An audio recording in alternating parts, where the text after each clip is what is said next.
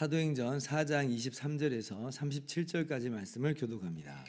사도들이 노임에 그 동료에게 가서 제사장들과 장로들의 말을 다 알리니 그들이 듣고 한 마음으로 하나님께 소리를 높여 이르되 대주제여 천지와 바다와 그 가운데 만물을 지은 이시여 또 주의 종 우리 조상 다윗의 입을 통하여 성령으로 말씀하시기를 어찌하여 열방이 분노하며 족속들이 허사를 경영하였는고 세상의 군왕들이 나서며 관리들이 함께 모여 주와 그의 그리스도를 대적하도다 하신 이로소이다.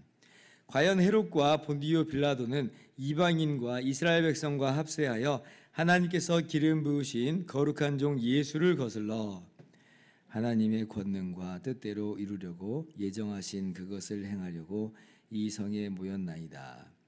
주여 이제도 그들의 위협함을 굽어 보시옵고 또 종들로 하여금 담대히 하나님의 말씀을 전하게 하여 주시오며 손을 내밀어 병을 낫게 하시옵고 표적과 기사가 거룩한 종 예수의 이름으로 이루어지게 하옵소서 하더라. 빌기를 다함에 모인 곳이 진동하더니 무리가 다 성령이 충만하여 담대히 하나님의 말씀을 전하니라. 믿는 무리가 한 마음과 한 뜻이 되어 모든 물건을 서로 통용하고 자기 재물을 조금이라도 자기 것이라 하는 이가 하나도 없더라. 사도들이 큰 권능으로 주 예수의 부활을 증언하니 무리가 큰 은혜를 받아 그 중에 가난한 사람이 없으니 이는 밭과 집 있는 자는 팔아 그 판 것의 값을 가져다가 사도들의 발 앞에 두매 그들이 각 사람의 필요를 따라 나누어 줌이라. 구브로에서 난 레위족 사람이 있으니 이름은 요셉이라. 사도들이 일컬어 바나바라 번역하면 위로의 아들이라 하니 같이요. 그가 밭이 있음에 팔아 그 값을 가지고 사도들의 발 앞에 두니라. 아멘. 할렐루야. 하나님의 크신 은혜와 평강이 오늘도 변함없이 여러분 모두에게 가득 넘치기를 주님의 이름으로 축원합니다. 구금되었던 베드로와 요한 사도가 무죄 석방되었습니다. 그런데 산헤드린 공회가 내보내면서 경고하고 위협을 했었죠. 도무지 예수의 이름으로 말하지도 말고 가르치지도 말라라고 했습니다. 한 번만 더 그랬다가는 그런 말은 없었지만 우리가 충분히 예상해 볼 수 있는 것은 권위 불복종의 죄를 물을 거다라고 하는 아주 강한 경고였습니다. 사도 베드로와 요한 사도는 당연히 그 말을 일축을 했죠. 그런데 이제 그렇다고 해서 마치 아무 일도 없었던 것처럼 자신들만 그 사실을 알고 그냥 넘어갈 수는 없었습니다. 왜냐하면 이 산헤드린 공회의 이야기가 비단 베드로와 요한 이 두 개인에게만, 이 두 명의 사도에게만 경고한 것이 아니기 때문에 그렇습니다. 산헤드린 공회가 뭐라고 지금 이야기했어요? 예수의 이름으로 말하는 모든 사람들, 또 예수님의 이름을 가르치는 모든 사람들을 향해서 위협한 거예요. 왜냐하면 그 이름으로 말하지도 말고 가르치지도 말라라고 했으니까요. 그러니까 교회에 대해서 한마디로 산헤드린 공회는 선전포고를 했다. 이제 그렇게 어떤 분은 표현하시더라고요. 교회를 향해서 선전포고를 했다. 그렇기 때문에 이 사실을 당연히 이제 베드로와 요한은 교회에 알려야만 했고요. 그래서 이제 교회는 이제 어떻게 대비해야 되는가, 또 우리는 이런 위협과 경고 속에서 어떠한 모습으로 나아가야 되는가라고 하는 것을 다시금 정돈할 분명하게 정립할 필요가 생겼습니다. 그래서 23절에 베드로와 요한 사도가 동료들에게 이 공회의 말을, 제사장들과 장로들의 말을 다 알린 거예요. 자, 그러면 교회의 대비는 무엇이며 또 교회의 다짐은 무엇인가 할 때 교회는요, 하나님께 기도하는 것으로 그들의 그 당하는 위협을 대비합니다. 24절이죠. 그들이 듣고 한 마음으로 하나님께 소리를 높여 이르되, 하나님께 이제 기도하는 거예요. 그리고 이제 교회가 하나님께 기도를 하는데, 이 위협 앞에서 기도를 하는데 하나님을 지금 어떠한 호칭으로 부르고 있는가, 여러분 굉장히 이게 의미심장하죠. 계속 보시면 대주제여 천지와 바다와 그 가운데 만물을 지은 이시여. 뭐라고 지금 하나님을 향해서 외치냐면 하나님 보고 대주제여 라고 외쳐요. 대주제여. 우리가 기도할 때 하나님을 부를 때 그냥 하나님 이렇게 부르기도 하지만 대개는 그 앞에 이제 하나님에 대해서, 하나님이 어떤 분인지에 대해서 우리의 고백을 담아서 이제 하나님을 부르죠. 뭐 사랑과 은혜가 많으신 하나님 뭐 이렇게 기도하시는 분도 있고, 어떤 분은 거룩하신 하나님 아버지 뭐 이렇게 이제 부르시는 분들도 있어요. 이게 그냥 뭐 아무런 의미 없이 뭐 그렇게 수식하고 있는 게 아니라 사실은 우리의 고백의 내용이면서, 그리고 우리가 하는 이 기도의 내용과 좀 맞물려서 우리가 그렇게 하나님을 부르는 일들이 많이 있습니다. 자, 마찬가지예요. 교회가 지금 이 존립을 위협받는 이 지금 상황이잖아요. 교회가 이제 막 태어난 지 얼마 안 됐어요.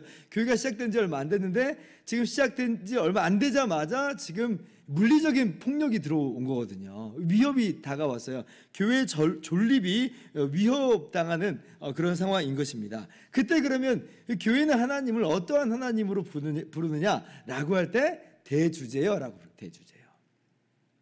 사내들인 공회, 그들이 권위자들입니다. 그들에게 힘과 권력이 있습니다. 그래서 이 상황이 정말 위기가 맞습니다. 그러나 하나님이 대주제십니다. 하나님이 진정한 권위자시고 참 통치자십니다 라고 말하는 게 대주제요. 이 고백인 거죠. 그리고 사실 여기서 게임은 끝났습니다. 그렇죠? 아니 아무리 사내들인 공회가 대단한 그런 권세를 갖고 있다 한들, 심지어 나중에 이제 로마 제국이 교회를 박해하잖아요. 아니 로마 제국이 아무리 막강한 힘을 가지고 있다 한들, 그러나 하나님이 대주제세요. 대주제이신 하나님께 그들의 이 위협과 박해가 무슨 의미가 있겠습니까? 그들은요 어디까지나 대주제이신 하나님께 종속된 권세들일 뿐이에요. 사실상 하나님이 그들에게 권세를 주신, 그래서 지금 그들이 권세를 갖고 있는 거지, 그들이 뭐 교회를, 하나님의 이 영광스러운 교회를 좌지우지할 수 있는 그런 존재들이 아니다라고 하는 거예요. 오히려 그들이 잘못했죠. 왜냐하면 하나님께서 그들에게 권세를 주신 대주제신데, 근데 대주제의 뜻을 알지도 못하고 자기가 마치 권세가 있는 것처럼 이 권세를 오용하고 남용하고 있으니까, 그러니까 그들이 더 잘못하고 있는 거예요. 여러분 기억했으면 좋겠습니다. 하나님은 대주제세요. 대주제 되신 하나님께서 교회를 하나님의 피값 주고 사셨어요. 하나님의 아들이신 예수님께서 피 흘리심으로, 성자 하나님이신 예수님께서 그 고귀한 희생으로 교회를 사셨다. 값 주고 사셨어요. 얼마나 하나님께서 귀하게 보시는지 몰라요. 그렇기 때문에 그 어떤 것도 교회를 해할 수 없고, 또 해하려고 해서도 안 된다라고 하는 겁니다. 하나님께서 피값 주고 사신 교회인데, 그렇게 귀하게 보신 교회인데 교회를 대적한다는 건 하나님 대적하는 거예요. 여기서 이제 우리가 이 권위, 권세에 대해서 어떠한 태도를 우리가 가져야 되는지 우리가 잘 알 수가 있죠. 로마서 13장 1절 보면 분명히 우리가 그 말씀을 잘 알고 있어요. 위에 있는 권세에게 복종하라. 다 하나님께서 주신 권세다라고 하는 겁니다. 그러니까 우리가 위에 있는 권세에게 복종하는 것을 우리의 일반적인 그러한 원칙으로 분명하게 알고 있어야 돼요. 자, 그러나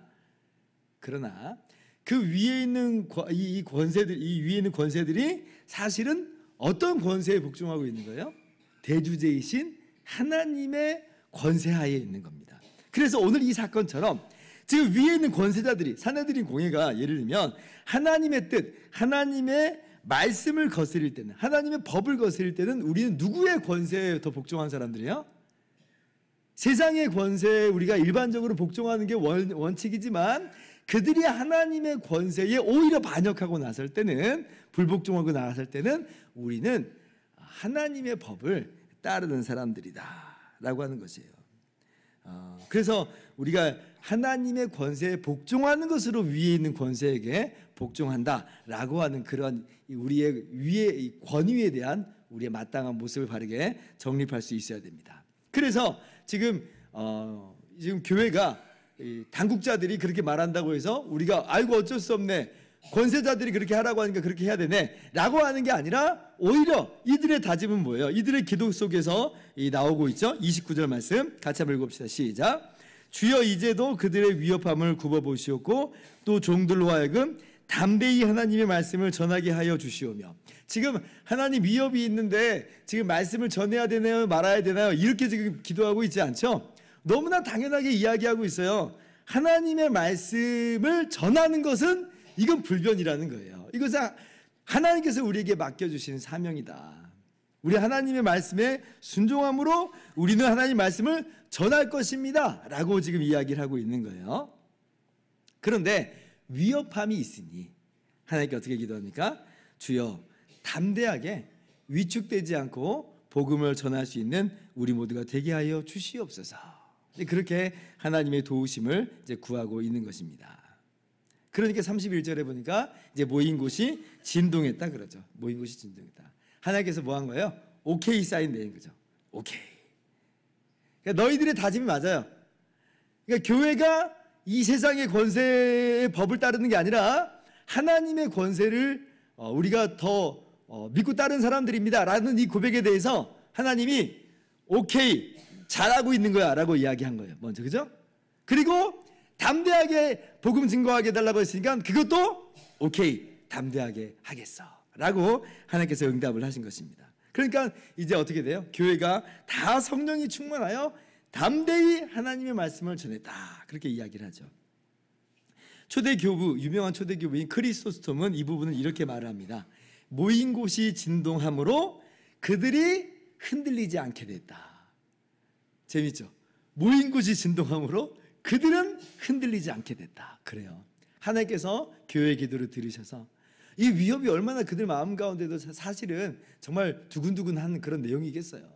우리가 하나님 말씀 전하긴 할 텐데 참 정말 이 위협 속에서 우리 마음이 두근두근하기 마련이에요. 그러나 하나님께서 교회의 기도를 들으셔서 성령 충만하게 하시니까 그러니까 담대하게 그들이 흔들리지 않고 하나님 말씀을 증거하는 그러한 모습으로 나타나게 되었습니다. 사랑하는 성도 여러분, 교회가요 역사적으로 세상으로부터 위협과 또 유혹이 없었던 적이 없어요. 여러분, 위협이 다가올 때 당황하면 안 됩니다. 그거는요, 아하 올 게 왔다, 요게 우리의 올바른 모습이어야 돼요. 사실 이 교회가 기도하는 내용 보세요. 27절에 보니까 지금 시편 2편 말씀을 가지고 이런 말씀이 있었습니다 라고 이야기하는데 27절에 뭐라고 말해요? 과연 정말 그렇게 됐네요. 말씀하신 대로 정말 위협이 왔고 핍박이 왔네요. 그리고 예수님을 그렇게 잡아다 죽인 사람이 교회마저도 위협하네요 라고 이야기하는 거예요. 놀랄만한 일이 아니라는 거예요. 아, 올 게 온 거구나 라고 지금 생각을 하고 있어요. 그래서 우리가 위협이나 어떤 유혹이 막 다가올 때 이건 올 게 온 거구나. 그러나 그렇다고 해서 우리가 거기에서 뭐 위축되거나 우리가 타협하거나 그러면 안 되는 것이고요. 올 게 온 것이고 다만 우리 교회는 그렇게 위축되고 좌절될 것이 아니라 또 타협하고 그렇게 물러설 것이 아니라 기도하며 나가는 겁니다. 그 위협 앞에서 하나님 우리를 굽어 살펴보아 주시옵소서. 음부의 권세가 교회를 해하지 못한 줄 믿사오니 주여 오늘 또 우리를 감찰하여 주옵시고 그리고 담대하게 하나님 말씀 증거할 수 있도록 오늘도 힘과 용기를 덧입혀 주시옵소서. 능력을 덧입혀 주시옵소서. 그럴 때에 어제나 오늘이나 영원토록 동일하신 하나님께서는 우리의 기도를 들으십니다. 응답하세요. 우리의 모든 위협에서 우리를 붙잡아 주시고 담대하게 복음을 증거하게 하십니다. 하나님은 능히 그렇게 하실 수 있는 것이 하나님은 대주제시기 때문에 그렇습니다. 오늘도 이렇게 기도함으로 말미암아 성령 충만하여서 기도하고 전도하고 기도하고 그렇게 주님께서 우리에게 맡기신 사명을 잘 감당하는 저와 여러분 모두 되기를 주님의 이름으로 축원합니다. 기도하겠습니다.